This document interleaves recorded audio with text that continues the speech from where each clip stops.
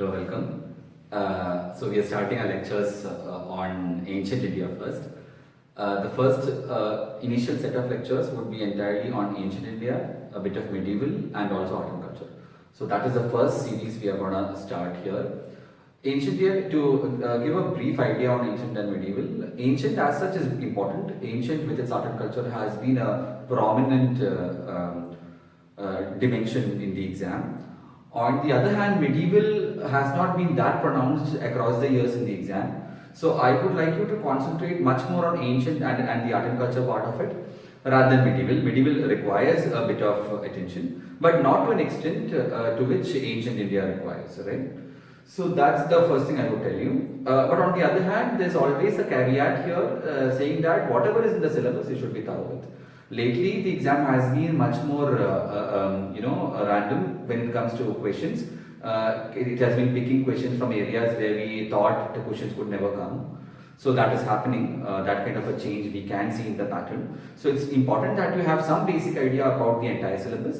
But the degree to which your depth in each part of the portion, that depends on the relevance of that thing to the exam, right? That's why I'm saying that you have to have a deeper study on the ancient and art and culture related portions. On the other hand, medieval can have a lesser depth, right? Great. So what are we starting with? The initial part of ancient before is called the prehistoric India.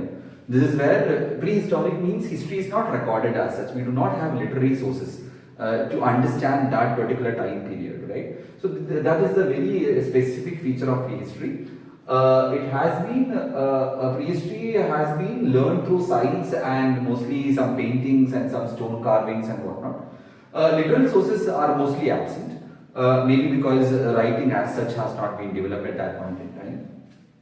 It's a bit of a dry area, it's not very interesting to learn this, but I would tell you to have some idea of this, right? So what should we know in the prehistory part before I come to the lecture? You should know what are the ages. There are different ages here: Paleolithic, Mesolithic, Neolithic and other metal ages. What are the ages? Second, what are the sites related to these ages? Right, second. Third, you should know a bit about the tools of that particular age. And finally, what kind of life did people have in this particular age? Right? Those are the four major parameters through which you should be learning this entire area. You can rush through this, it's not very important, but still you should know it. Right? So I would start by saying that there are two different ages which we are looking at, and there are sub-ages to it. One is the Stone Age and the other is the Metal Age. There are two ages that we are looking for when we look at the prehistoric India. Now, within the Stone Age, you have divisions which is Paleolithic, Mesolithic and Neolithic. On the other hand, within the Metal Age, you have Chalcolithic and Iron Age. Right? Chalcolithic is mostly copper and bronze. Right? So that's the major divisions here. And now we are going to go into each one of these. Right? Stone Age. First, Paleolithic. Paleolithic is roughly from 5 lakh BC to 10,000 BC. That's a huge time period. So we can even find subdivisions within Paleolithic called Upper Paleolithic, Lower Paleolithic and whatnot. I am not going into that. That kind of a depth is not required for us.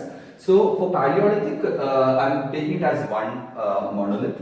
Paleolithic. Every time when you think of lith, right? Lith means a stone. Paleo means old mostly. So that's why it's an old kind of this thing. I'm not exactly sure about the etymology of paleo, but still, lith is anyway stone. Lith, anywhere you find lith, it's stone. Right? That's why Stone Age would always have lith with it. If you see across it, lith. Fine? Great. So sites, important sites, Soan Valley, I think now it's in Pakistan. Potwar Plateau, Shivalik Ranges, Kurnool, Adirampakam, Bhimbetka. They are most important sites of Paleolithic age. This is not an exhaustive list. There are much more sites. I've taken some sites. If a question comes on the Paleolithic age, these sites, if you write, it's more than enough.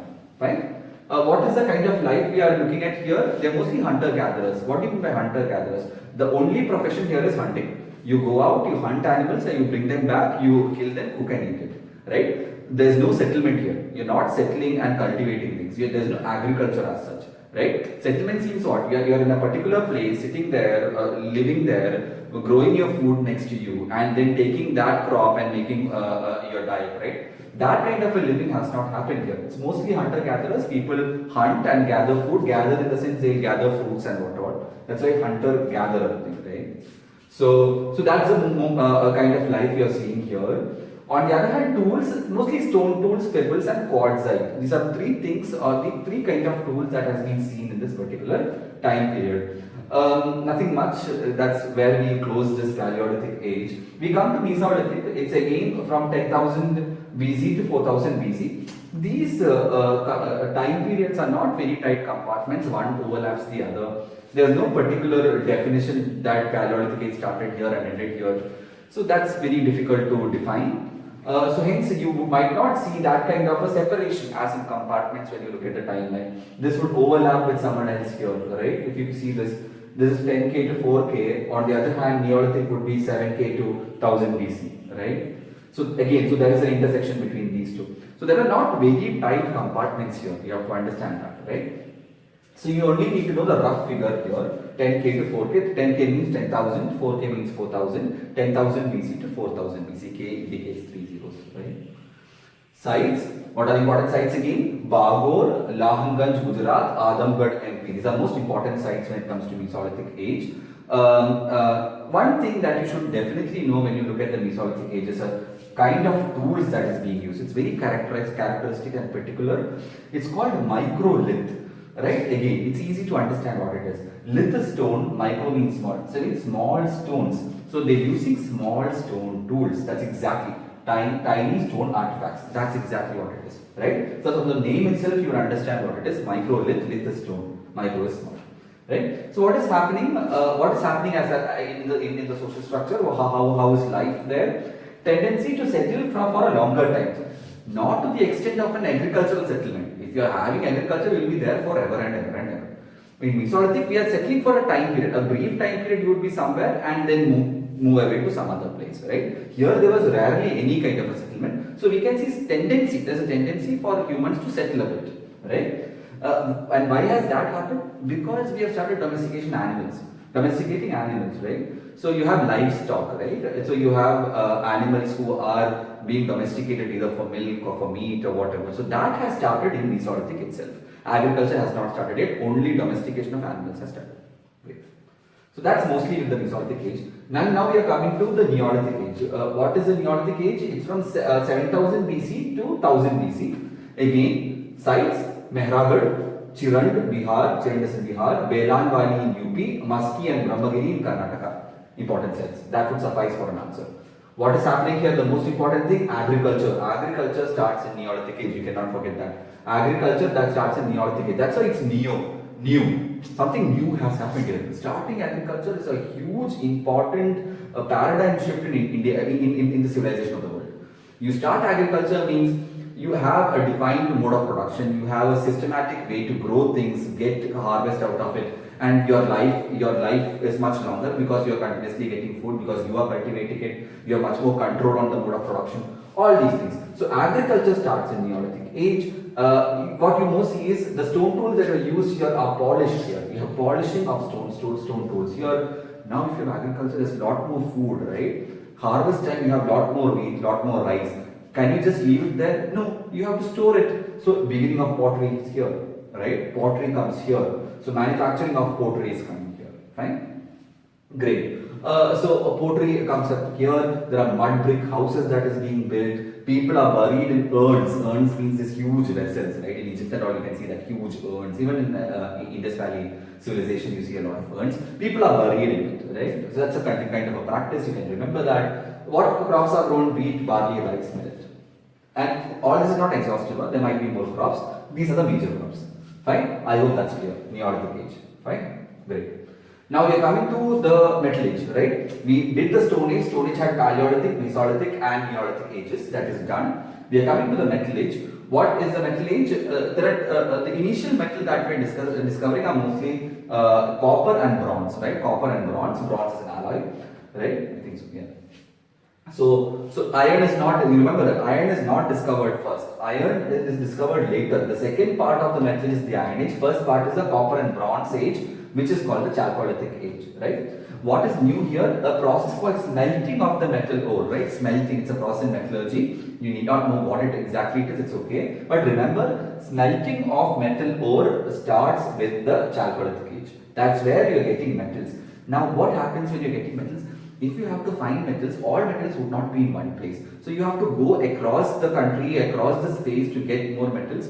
And wherever you find a metal, you settle there, right?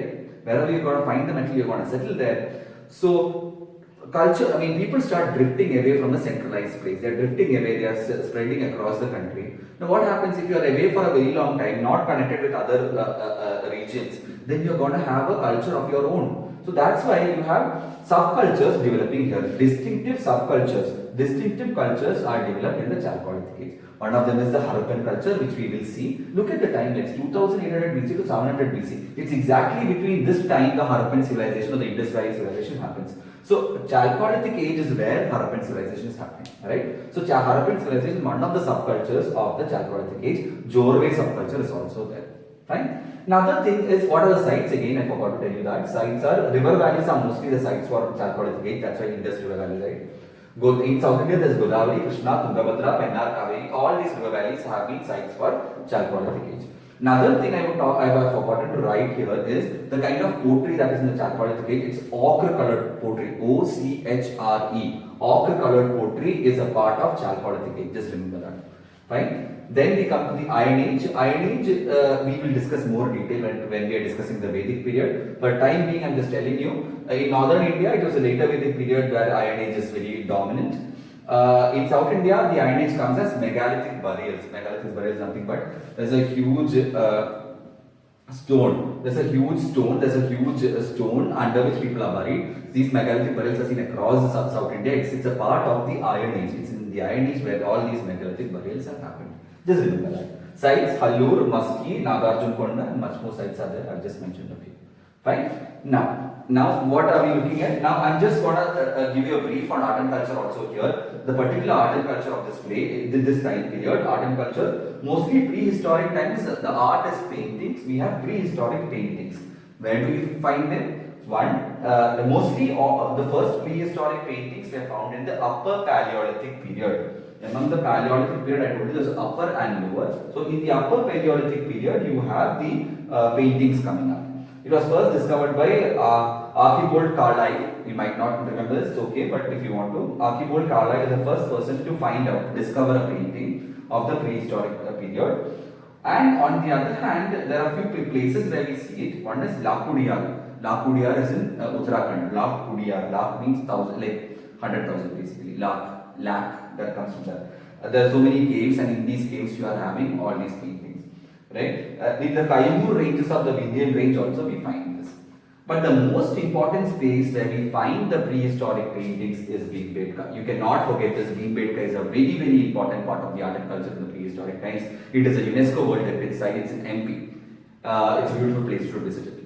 Right? It's in MP. It's called Bhimbetka. It's a UNESCO World Heritage Site. It was discovered by V.S. Vagankar in 1957. What do we see? If you go to Bhimbetka, you see paintings from three phases. It's not just one, right? It's not just Upper Paleolithic or just Paleolithic. It is across that prehistoric time. You see people who have come to Bhimbetka, drawn images again and again and again. They keep drawing in this area across that time period. That's why it's an amazing site to understand the prehistory of this nation. That's why it's so important, right? All these paintings together in one space. Can you imagine? It's so historically powerful.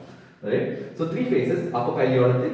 What do you see here in the Upper Paleolithic period when you go to Bhimbetka? Linear representations. Almost everything is a line, right? It's called linear representation. It's geometric stick-like figures. Stick figures, what we draw when we start painting, most of them are stick-like figures. Green is used for dancers, red is used for hunters. Just remember that. Fine. Then we come to the Mesolithic period, exactly here, the Mesolithic period, this is part here. In that period, what kind of painting we have? Paintings become smaller in size. It's easy to remember, you know why? Mesolithic period, we saw tools became smaller in size, microlith, right? Similarly here, when you look at it, paintings are also smaller in size. You can connect and remember this, right? Hunting scenes are dominating in the Mesolithic period. Two kinds of scenes were there, dancing scenes, hunting scenes. Hunting scenes dominate in the Mesolithic period, and animals are drawn in a very naturalistic style.